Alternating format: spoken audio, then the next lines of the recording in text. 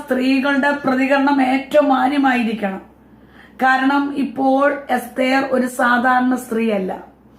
ഞാൻ എൻ്റെ പ്രിയപ്പെട്ടവരോട് പറയാൻ ആഗ്രഹിക്കുന്നത്, നമ്മളെ എൻ്റെ കർത്താവ് രാജകീയ പുരോഹിത വർഗമാക്കി നമ്മെ ഒരു സ്ഥാനത്ത് കർത്താവ് കൊണ്ടെത്തിച്ചു അല്ലേ. നമ്മളും ഇതിനു മുൻപ് പ്രശ്നമുണ്ടാക്കുന്നവരായിരുന്നു. ചെറിയ വിഷയങ്ങൾ വരുമ്പോൾ പോലും നമ്മൾ വാവിട്ട് നിലവിളിക്കുന്നവരായിരുന്നു. നമ്മൾ പരിഭവവും വേദനകളുമായിട്ടൊരു റൂമിനകത്ത് ഒതുക്കപ്പെട്ടവരായി പോയി.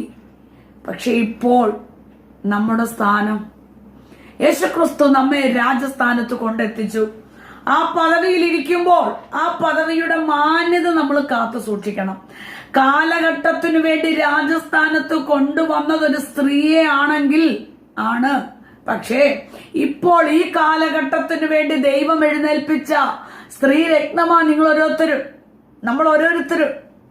അതുകൊണ്ട് നാം പ്രതികരിക്കുന്നത് കാണാൻ, ഒരു വിഷയം കൈകാര്യം ചെയ്യുന്നത് കാണാൻ പലരും നോക്കി നിൽക്കുക.